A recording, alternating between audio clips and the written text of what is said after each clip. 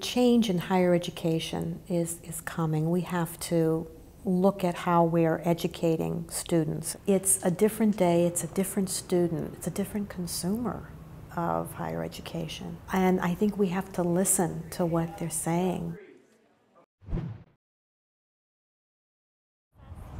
Lecture classes definitely are barriers to success. Just you don't get the ability to sort of interact with your professor on a very personal level.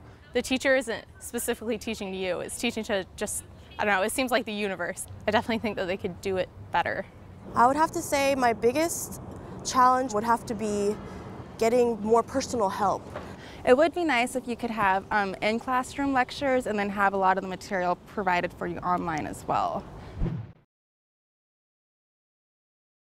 When I started teaching here, I took on the Intro to Psychology course, and I thought, this will be this is exciting. I love being able to introduce a discipline to students. And I guess it was in the second semester where I noticed students were not exactly getting it. They weren't enjoying the course. It was a large class of maybe 150, and our DFW rates, your grade of a D, F, or withdraw, was really very high. So in the process of redesign, that allowed us to try some innovative ways of getting content across and ensuring the students were learning. In some courses, it may be that online is not necessary. It may be going in and just changing that pedagogy to working in groups. Our course is 4 credits, so what we wanted to do was to keep 3 credits in class and 1 credit as online. They have it all for you. They have flashcards, which is really great, and you can print them out. You have a lot more preparation for exams, tests, and even some of your quizzes are online as well. And you also have something called simulations. You participate in different experiments that basically reinforces the information that you already have learned or should be learning. Students do their work, it's graded, it comes in to the platform, it comes into the grade center. I can go through and see if they're completing things on time. They might get a little query from me, what's going on, you know?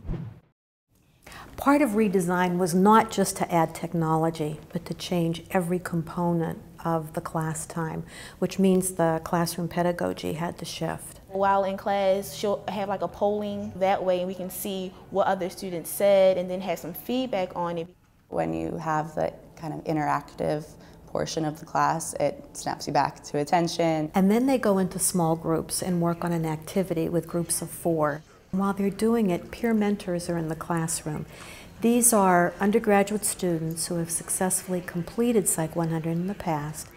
In class, I help out with the small groups work and mingle with the students and make sure that everybody's participating. So if I have a little question about something that's going on, I don't want to interrupt the whole lecture for my question. I call over a peer mentor, and most of the time that's who answers my question. Those peer mentors actually do some out-of-class work with them too on reviewing content if the student feels they need some extra facilitation. So we offer private tutoring. So what that looks like is if a student needs extra help, they can contact us through email or whatever, and we can set up an appointment with them and go over some stuff in more detail. So if I do not want to attend the peer mentors classes, I can talk with my group. I can go up to Ms. O'Brien. So if I'm not doing well, it's because I choose not to do well. I choose not to go out and accept the offers and accept the resources that are already here given for us.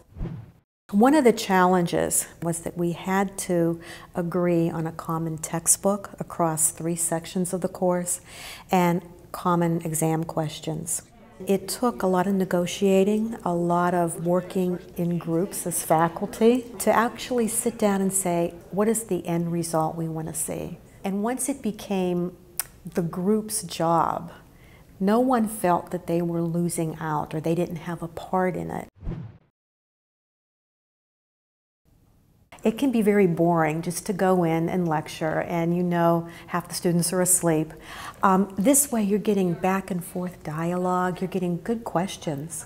The faculty who come in and see the class say, wow, you know, they really do stay engaged. The student evaluations at the end of each semester tell us that the students are enjoying this more. They're staying on task, they're learning, they're enjoying the learning. So there are more successful students, more A's and B's than we ever had. We're seeing them do better on the same type of exam given this type of a design, which is encouraging.